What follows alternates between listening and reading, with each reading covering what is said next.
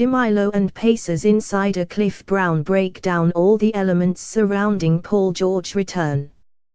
Jamilo /Indy star Paul George returns to Bankers Life Fieldhouse on Wednesday. Photo, Mark D.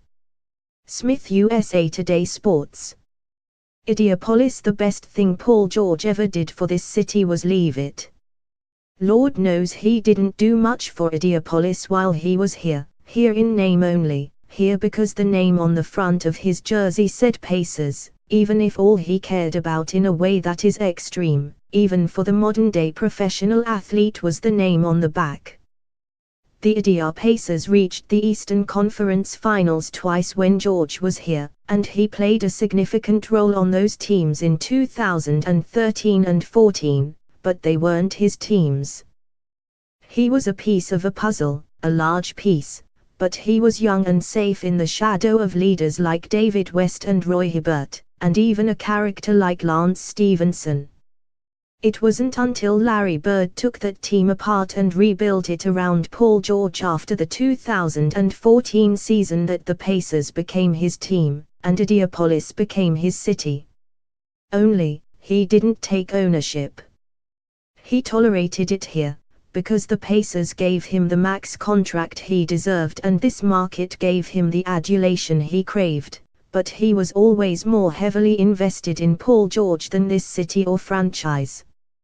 His view of himself always seemed distorted, PG wanting to be treated like other superstars. LeBron James was his measuring stick, but not producing or winning or even trying to lead like other superstars. He was good here, very good.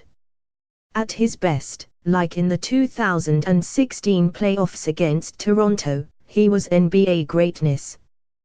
The Idea Pacers spoke about facing former teammate Paul George after practice Tuesday. Clark Wade /Indy star, but he didn't want to be here. Not enough cameras at Bankers Life Fieldhouse. Not enough votes in the All-Star ballot box.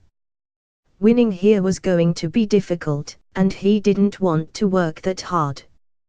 He wasn't the first and he won't be the last NBA player to seek easier pastures. Carmelo Anthony, Kevin Durant, even LeBron left their original franchise for an easier path to a championship, but he's the only one who did it to us.